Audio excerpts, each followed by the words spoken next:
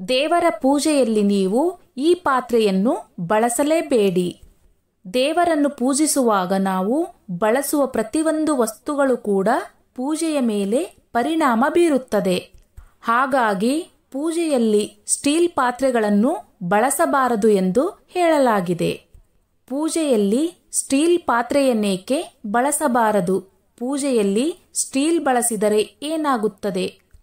ಶಾಸ್ತ್ರದಲ್ಲಿ ಕೆಲವೊಂದು ನಿಯಮಗಳನ್ನು ಪಾಲಿಸುವುದರಿಂದ ಮನೆಯಲ್ಲಿ ಸಂತೋಷ, ಶಾಂತಿ ಮತ್ತು ಸಮೃದ್ಧಿ ಉಳಿಯುತ್ತದೆ ಎನ್ನುವ ನಂಬಿಕೆ ಇದೆ.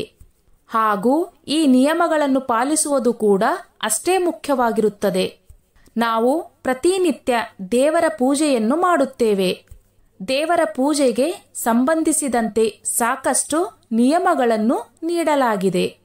ಶಾಸ್ತ್ರೋಕ್ತವಾಗಿ ನಾವು ದೇವರನ್ನು ಎಷ್ಟೇ ಪೂಜಿಸಿದರೂ ಪೂಜೆಯಲ್ಲಿ ಮಾಡುವ ಸಣ್ಣ ಪುಟ್ಟ ತಪ್ಪುಗಳು ಕೂಡ ಜೀವನದಲ್ಲಿ ಹೆಚ್ಚಿನ ಸಮಸ್ಯೆಗಳಿಗೆ ಕಾರಣವಾಗುತ್ತದೆ ಎನ್ನುವ ನಂಬಿಕೆ ಇದೆ.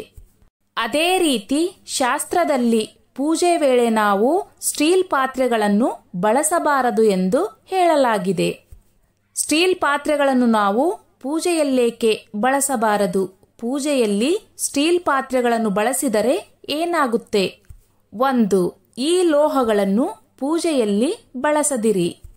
ಶಾಸ್ತ್ರದ ಪ್ರಕಾರ ಉಕ್ಕು, ಕಬ್ಬಿಣ ಮತ್ತು ಅಲ್ಯೂಮಿನಿಯಂ ಲೋಹದ ಪಾತ್ರೆಗಳನ್ನು ಪೂಜೆಯಲ್ಲಿ ಬಳಸುವುದು ಮಂಗಳಕರವೆಂದು ಪರಿಗಣಿಸಲಾಗುವುದಿಲ್ಲ.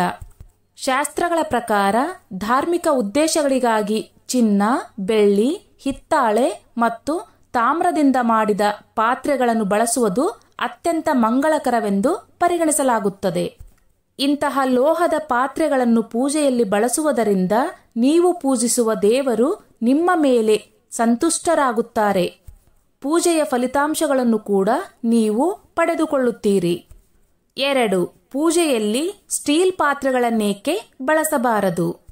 ಶಾಸ್ತ್ರದ ಪ್ರಕಾರ ಪೂಜಾ ವಿಧಿವಿಧಾನಗಳಲ್ಲಿ ವಸ್ತುಗಳ ಶುದ್ಧತೆ ಮತ್ತು ಪಾವಿತ್ರ್ಯತೆಯ ಬಗ್ಗೆ ವಿಶೇಷ ಕಾಳಜಿಯನ್ನು ತೆಗೆದುಕೊಳ್ಳಲಾಗುತ್ತದೆ.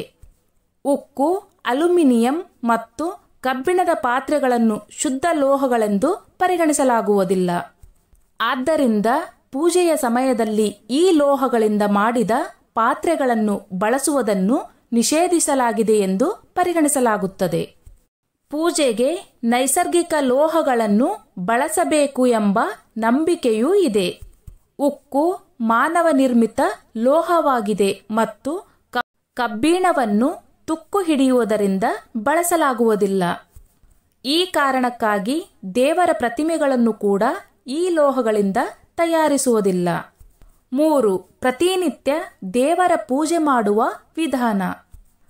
ಪ್ರತಿದಿನ ಸ್ನಾನ ಮತ್ತು ಧ್ಯಾನದ ನಂತರ ಶಾಂತ ಮತ್ತು ಶುದ್ಧ ಮನಸ್ಸಿನಿಂದ ದೇವರನ್ನು ಪೂಜಿಸಬೇಕು.